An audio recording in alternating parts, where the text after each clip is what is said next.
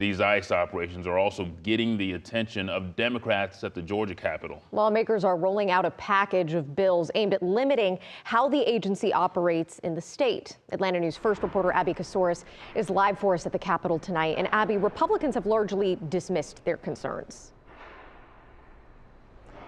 The calls for change were loud and clear here today. Lawmakers, advocates, and families all calling for restrictions for federal immigration agents. Both Democrats and Republicans drawing a clear line in the sand today.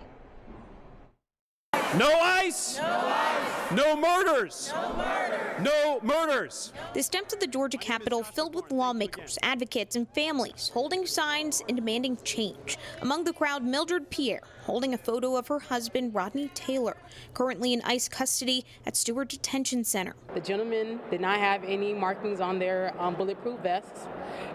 It was scary because they all had their guns, and my kids were in the car. Pierre says officers arrived in unmarked vehicles, most wearing masks. She says they took her husband into custody without a warrant, leaving her children terrified. We have PTSD as a result. Lawmakers here pointed to a recent incident in Minneapolis where ICE agents fatally shot a local woman, an event that's drawn national scrutiny and renewed calls for oversight. Repeat after me.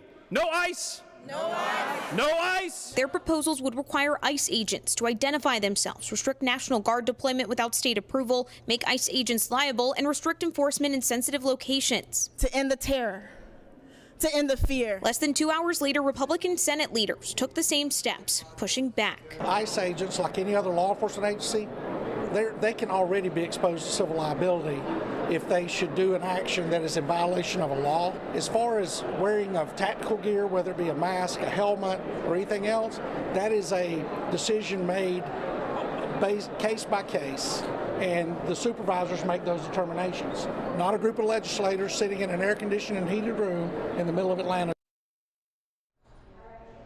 These Democrat-led bills face long odds in the Republican-led legislature.